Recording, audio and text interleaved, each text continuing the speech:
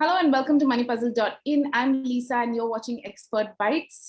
So a lot of us at some stage in our lives, come across money troubles and financial issues, and then we look for advice and we wonder whether we can talk to our friends or family, and that's where we end up usually.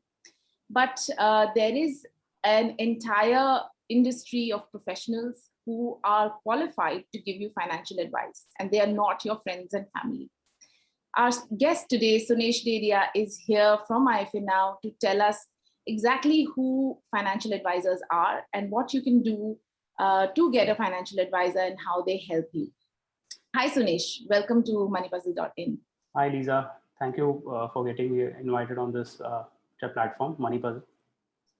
So, Sunesh, as we were talking earlier, financial advisory is something that's been out there for a while, but it is still, at a stage where it is picking up pace and it's, growing.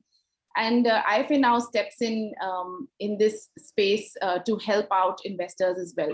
So maybe we can begin with you telling us what IFA Now does.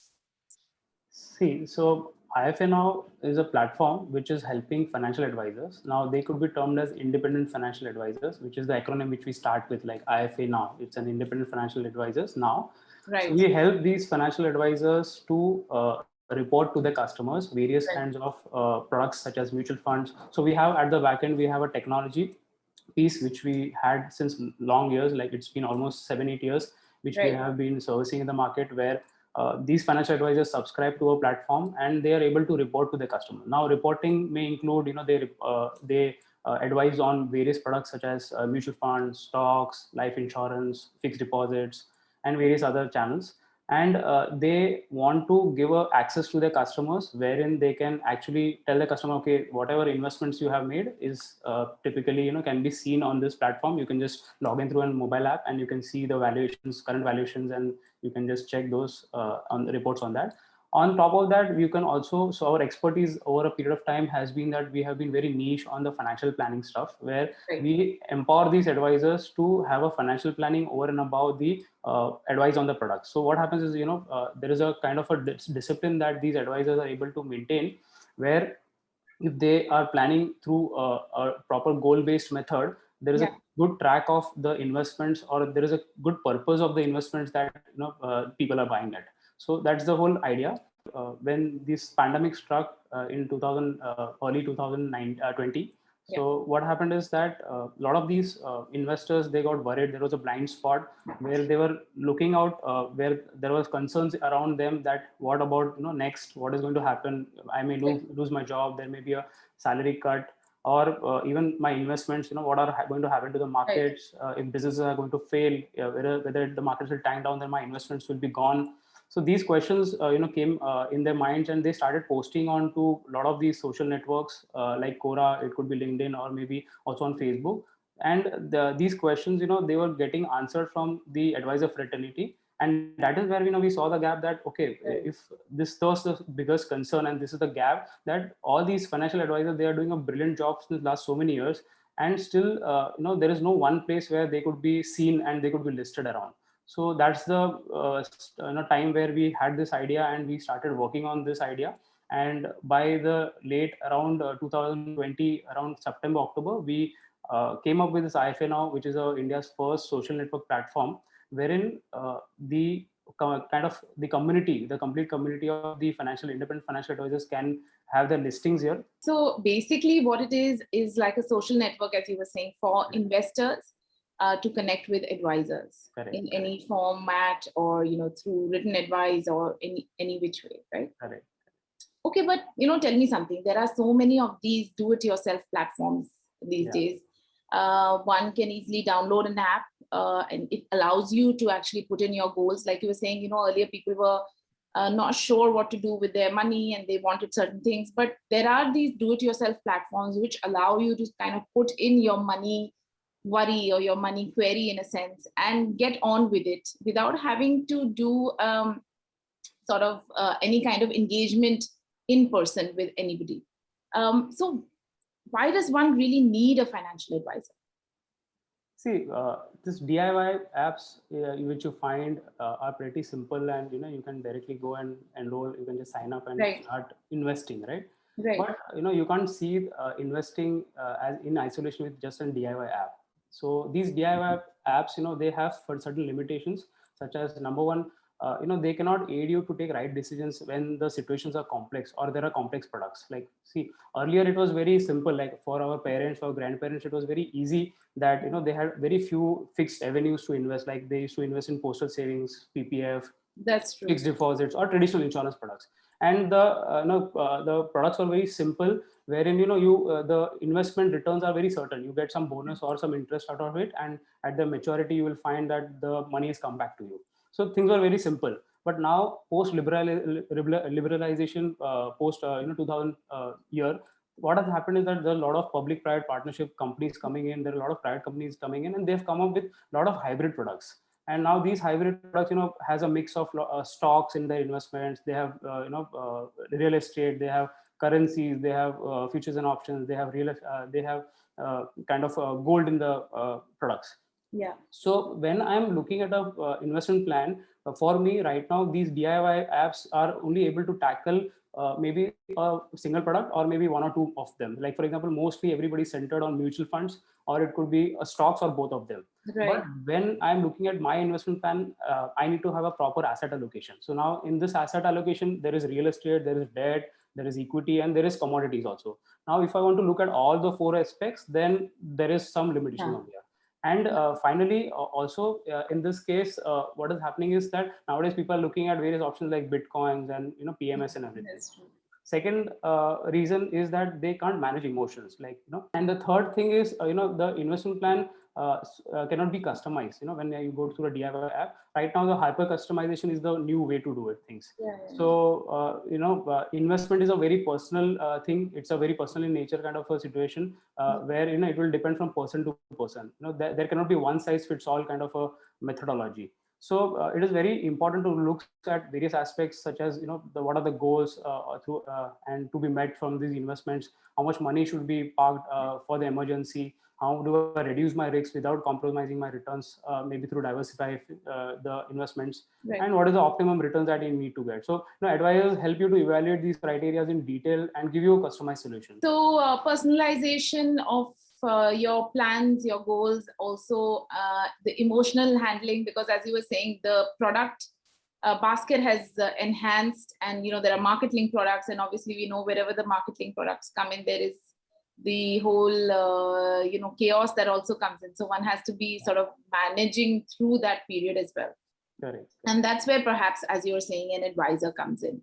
Yeah. But to your last point as well, say my savings and my earnings are actually low. Does an advisor make sense at that time? Yes, of course. In fact, this should be the starting point for such investors, to consult a financial advisor. Because there are two possibilities here. One is in your inability to save due to high expenses or high liabilities. Right. So here it is very important to go back to the drawing board and make a budget right. to see if there is any scope of cutting down on those unnecessary expenses that I'm having. Right. Or it may also could be the liability that I'm carrying. So for example, on one side I'm having a liability which is I'm paying an EMI at maybe 9%, and on the other side I'm also looking to invest at maybe which are not generating maybe or 7-8% also. Right. So whether I need to first free up myself so that my cash flows are positive, and maybe I'm worry free of the liabilities. So these are various things that comes which needs to be considered. And the second thing is, in case the income is low, now here it's becoming very challenging, because I may have a lot of aspirations or needs. I may have a lot of financial goals, right? So it is important here to sit down with the financial advisor and work out a investment plan wherein you prioritize those goals which are important. So they help you on those fronts where these important things could be taken up first, and then you go ahead that way. So you'll find a lot of these investment advisors following this methodology of financial planning, where they help you to set your goals. They budget your expenses, they optimize on the savings, and also they help you to step by step achieve those goals. Right. So making your money management more efficient. Correct. And that's where the whole idea of this fees comes in. And when you think advisor, you think that I'll have to pay this advisor fees. what do you feel about this? I mean, what's your perspective on this, given whatever experience you've had and what you see on your portal? Are these fees affordable? Is there a feeling that fees could be too high, maybe? See, the perceived cost of this investment advice is a common misconception. Right. Investors believe that what an investment advisor charges isn't worth Right. the potential gain that they could get. So Right. what most investors don't get is seeking the correct investment advice, because it could come at a cost of a wrong advice, and that would be Right. more costlier than the fees that he's paying, or the charges that he's actually paying. So there are several studies on this front. Like there was a study by Numis, a stockbroker in US, which said that in around February 2018, which said that people with a financial advisor are more likely to increase their wealth with rather than those who do not have a financial advisor. That way.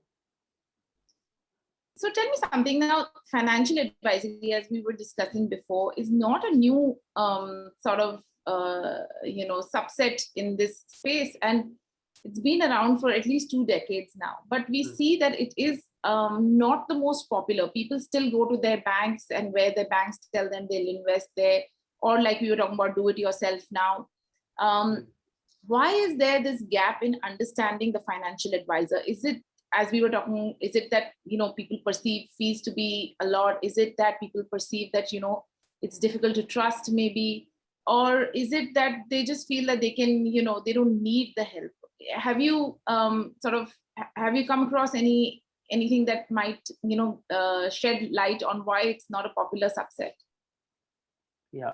So see, the financial industry in itself is a very complex area. If you look Right. at, like for example, if I look at the various products that are there in the market, such as NPS, such as mutual funds, you may say take it stocks, or maybe portfolio management services, bonds, fixed deposits, and all. They fall under different regulators. Okay, so like PFRDA, real estate comes under RERA. Right. SEBI is taking care of investments into stock market. Yeah. So RBI is there in picture for fixed deposits and money savings accounts and all those things. So what happens is they have separate set of examinations and licenses that they produce, and these advisors they actually take these licenses, and they may not be all of those licenses. Yeah. They may come up and be an expert on maybe one topic. Like you may find someone who's expert on mutual funds, someone who's expert on stockbroking, someone who's expert on estate planning. So Right. that way you'll have various things. Now what has happened is that you'll find two categories of advisors on the advisor side. If I want to explain, on the advisor side, you'll find two categories which has come up now, and which is the recent thing that has come up. One is those advisors who are on commissions, and others. So these advisors who typically are on commissions are selling products, which can be various products, and there are these investment advisors who are currently guided under the SEBI's regulation. So there is an investment advisor regulation that has recently come up, which was drafted in 2013, and in that regulation, what the regulation actually expected was that if you want to have advisory, if you want to give advice on multiple products, then you will have to quit all your licenses, and you will have to just advise, so there is no conflict. Okay, so when you are not supposed to sell any products, so you cannot be on commissions. So what you'll have to do is you'll have to charge fees. So when you charge fees, you can actually take up this license, and you can be on the customer side to give him the broad range of what exactly he needs or he requires. So that's the whole kind of breed which has just started coming, and that is getting into a area where now they've started picking up, and things are becoming popular. So you can just key in to type search an RI, which is registered investment advisors, and you can find such type of advisors who are on fees that way. So this just getting started that way. Right. That's good. So basically two major types of financial advisors which are there: one who works on commissions, and one who does not and works on fees. Correct. And both sets are regulated. Both sets are regulated. But how does one figure out who is an advisor? If I'm not going to my bank, and there are people on YouTube giving advice, or there is somebody who's selling insurance. So how does one sort of filter through and say that this is a financial advisor and this is not? Correct. So see, finding a right kind of financial advisor is very subjective in nature. Like for example, it's purely dependent on what kind of advice I'm looking at. So for example, you can look in for an advisor on the basis of few criterias, like the work experience that he has, how many years he has been into this, the types of clients he has handled, the fee structure, like whether he's on commission, whether he's on fees, that you need to check. What are the kind of expertise that he has, like for example, whether he's specialized into financial planning, whether he's specialized into wealth management, whether he's specialized into one product such as stocks. He helps you to give advice on stocks. And so you need to really look at what kind of expert you are looking at, which is very completely personal in nature. Right. You'll find all these kinds of advisors. But the most important thing also, again, what you need to look at is that you need to find an advisor who does not focus on pitching you the products. The focus is more to resolve your problems. So you need to look at an financial advisor who is more concerned about your finances, your goals, and not just the returns. If anybody is really pushing you towards buying a product or getting into a hasty decision of buying a product, then you can restrict going ahead. It is more about your comfort, whether this particular advisor which you're looking at is able to handle your queries, or whether he's able to answer those. Okay, so basically look for someone who is concerned about your financial goals and where you want to be in life from a financial perspective, rather than just selling products and promising returns. So if someone is just doing that, promising you returns and selling you products, then maybe you need to ask more questions to understand if they're really concerned about your financial well-being in a sense. Correct. Okay, so Suresh, one last thing. In the start, you had mentioned about what IFA Now does, and we spoke about it being like a social network between people who want to get their finances in order and the advisors, right? So how does IFA Now fit in when it comes to engaging with financial advisors? How do you, sort of guide people, or how does your platform help? So our platform helps for our financial advisors to get listed there. So you'll have, you'll have a subscription that you need to make with us, which is right now free. So you can, as a financial advisor, you can go to experts.ifanow.com and you can just subscribe yourself and you can start listing yourself. So in case of listing, you need to just enhance your portfolio, your complete profile. You put in your pictures, you put in your credentials and all those for your profile. And you can just start by answering the questions that already the investors or users which we are trafficking, we are getting on our system on the website, which is ifanow.com. And you can just start answering those queries. If you are writing content, you can just post those content like your blogs and everything. It's a complete do it yourself kind of system, again, wherein you can build your profile, you can put your content, and you can start answering the queries that the users are asking. You can also post your comments or any kind of good insights that you have on the system that way. If you are a user or an investor, you just need to go to ifanow.com and you can just sign in as a user, and you can again build your profile, which is a small profile that you can build with your photograph and your details, and you can start posting your queries on the platform. So two more things just related to this. Firstly, is there a minimum qualification for advisors that you look for when they are registering on your platform? And secondly, when you said that investors need to put up their information, you don't really go into bank details and things like that, right? It's just more a personal profile. It's yeah. So to answering your first question, what we are addressing right now is on the platform, we are addressing the mutual fund community, which is the mutual fund distributors that sign up. And we are addressing the investment advisor community, which is registered investment advisors who are registered on SEBI. Right. So these are the two registered kind of advisors which we are right now getting as on the platform. And very soon we may look at those who are dealing into maybe stockbroking, who are dealing into insurance or some kind of advisors like this. On to ask your second question, to answer your second question, yeah, on the platform we do not ask any bank queries. It is just your complete. It's like a LinkedIn profile. You're just posting your LinkedIn profile. Yeah. And what we help here for the advisors is that as an advisor, as an individual advisor, what happens is that you are looking at doing a lot of IIP campaigns, investment awareness programs. You want to get a lot of audience on those fronts. Then you are doing a lot of these social media campaignings and everything. individually on your per capacity, right? So not everybody is so privileged, maybe in the tier 1, tier 2, tier 3 cities. Not everybody is so privileged to get into so deep and getting the right kind of audience here. So what we want to do, and what this problem that we want to solve here is for the advisors, is that we help them to market them. So for example, we will be taking a lot of content from these advisors, like we take these blogs, we take their post of the answers that they're posting, and we are pushing it towards the social network and everywhere, where we we are trying to look at these users who, if they find this value and they come to the platform, they may come and contact these advisors, and they can exchange a lot of this work on this platform. Great.